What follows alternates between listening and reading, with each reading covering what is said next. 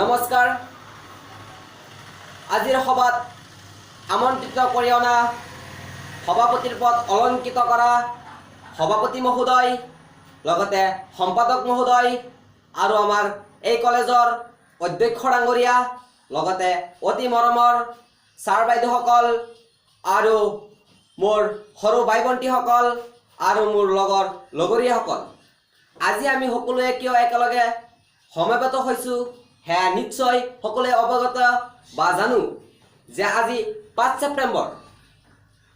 ছেপ্টেম্বৰ দিনটো শিক্ষক দিৱস হিচাপে পালন কৰা হয়। সেয়া আমি সকলোৱে জানো, কিন্তু আমি এইটোও জনা উচিত যে শিক্ষক দিৱসটোনো ক'ৰ পৰা কেনেকৈ আহিল, বা শিক্ষকনো কি, বা শিক্ষকৰ সমাজত কি কি অৱদান থাকে, বা আমি শিক্ষক দিৱসটো কিয় উলহ মালহেৰে পালন কৰোঁ। আমি জানো যে ভাৰতৰ দ্বিতীয় ৰাষ্ট্ৰপতিজনৰ নাম আছিল ডক্টৰ সৰ্বপল্লী ৰাধাকৃষ্ণ। তেওঁৰ জন্ম হৈছিল 1838 চনত 5 ছেপ্টেম্বৰ তাৰিখে চেন্নাইৰ তিৰুতানি নামৰ ঠাইত। তেওঁ ৰাষ্ট্ৰপতি হোৱাৰ আগতে তেওঁ এজন মহান জ্ঞানী, গুণী, দাৰ্শনিক, পণ্ডিত। তেওঁ শিক্ষকৰ যি 7টা গুণ থাকিব লাগে গোটেইকেইটা গুণ তেওঁৰ গাত আছিল, আৰু শিক্ষকৰ কৰ্মনিষ্ঠতা দেখি বা শিক্ষকতা দেখি ছাত্ৰ ছাত্ৰীসকলে তেওঁক গৈ কৈছিল যে ছাৰ, আপোনাৰ জন্মদিনটো আমি উলহ মালহেৰে উদযাপন কৰিম। তেওঁ এইটো কথাত বেছি আনন্দিত নহয়। তেওঁ কৈছিল যে ছাত্ৰ ছাত্ৰীসকলক, তোমালোকে যদি মোৰ জন্মদিন হিচাপে নহয় শিক্ষক দিৱস হিচাপে পালন কৰা, তেনেহ'লে মই বেছি আনন্দিত হ'ম বা বেছি আনন্দিত হ'ম, তেওঁ কৈছিল। এইটো কথা শুনি ছাত্ৰ ছাত্ৰীসকলে তেওঁক কৈছিল যে ছাৰ, আপোনাৰ জন্মদিনটো আমি শিক্ষক দিৱস হিচাপে পালন কৰিম। তাৰ পৰাই শিক্ষক দিৱসটো ছাত্ৰ ছাত্ৰীসকলে গোটেই ভাৰতবৰ্ষত পালন কৰি আছে। আমি আজিও কৰি আছোঁ, আৰু পৃথিৱী থকালৈকে আমি 5 ছেপ্টেম্বৰ দিনটো শিক্ষক দিৱস হিচাপে পালন কৰি যাম। তাৰ পৰাই শিক্ষক দিৱসটো আহিল। আৰু এটা কথা ক'বলৈ গ'লে, মই কৈছিলোঁ আগতেই, শিক্ষকনো কি? শিক্ষক হ'ল এডাল মমবাতিৰ দৰে, যিয়ে নিজে জ্বলে আনকো পোহৰ দিয়ে। মই আৰু একধৰণে ক'ব পাৰোঁ, শিক্ষক হ'ল এজন শিল্পকাৰৰ দৰে। শিল্পকাৰে যেনে শিলবোৰক ভাঙি ভাঙি সুন্দৰকৈ বস্তু এটা ঘৰ দি সাজি তুলিব পাৰে, ঠিক সেইদৰে শিক্ষকেও বহুতো বেয়া ছাত্ৰক কথাৰ দ্বাৰাই হওক, শাসনৰ দ্বাৰাই হওক, লিখা পঢ়াৰ জৰিয়তে হওক, একোজন বেয়া ছাত্ৰক সুশিক্ষিতৰে ঘৰ দি শিক্ষকসকলে তুলিব পাৰে। এয়া আমি জানোই, আমি কিমান বেয়া আছিলোঁ। আমাক শিক্ষকে পঢ়াওঁতে বহুতো শুধৰণি হৈ গৈছোঁ। মই নিজে উপলব্ধি কৰোঁ। তেনেকৈ বহুত প্ৰমাণ আছে, বহুত ছাত্ৰ ছাত্ৰী আছে যে শিক্ষকৰ কথা শুনি শাসন খাই সেইসকল বহুত ভাল হৈছে বুলি আমি জানো।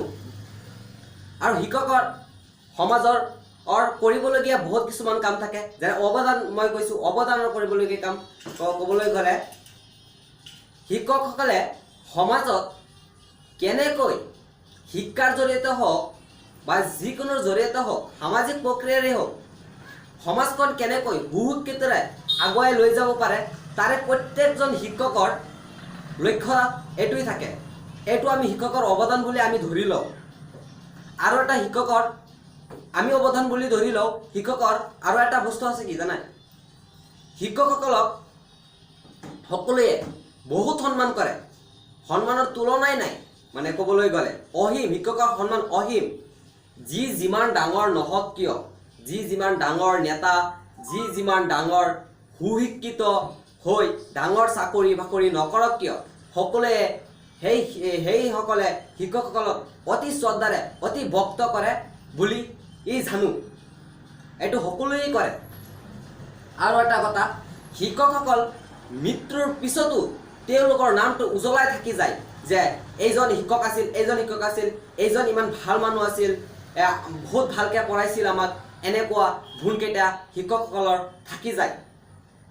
যে আমি শিক্ষক দিৱসটো কিয় পালন কৰোঁ, মই প্ৰথমতে আকৌ কৈছোঁ যে শিক্ষকসকলৰ এই দিনটোত আমি সন্মান, মৰম, শ্ৰদ্ধা জনাবলৈ আমি এই দিনটো 5 ছেপ্টেম্বৰ দিনটো সকলো ছাত্ৰ ছাত্ৰীসকলে গোটেই ভাৰতবৰ্ষত পালন কৰোঁ যে আমি শিক্ষকসকলক যদি ডাইৰেক্টলি নহয় ইনডাইৰেক্টলিও যদি কিবা কৈ থাকোঁ শিক্ষকসকলক এই দিনটোত যদি আমি শিক্ষকসকলৰ প্ৰতি ক্ষমা বিচাৰোঁ তেনেহ'লে সেইসকলে নিশ্চয় আমাক ক্ষমা কৰিব কিয়নো শিক্ষকসকল আমাৰ পিতৃৰ দৰে আৰু এটা মই কথা ক'ব পাৰোঁ শিক্ষাক টি প্ৰক্ৰিয়া বুলি কোৱা হৈছে শিক্ষাক টি প্ৰক্ৰিয়া বুলি কোৱা হৈছে যদি নিজক কোৱা হৈছে ছাত্ৰ ছাত্ৰীক কোৱা হৈছে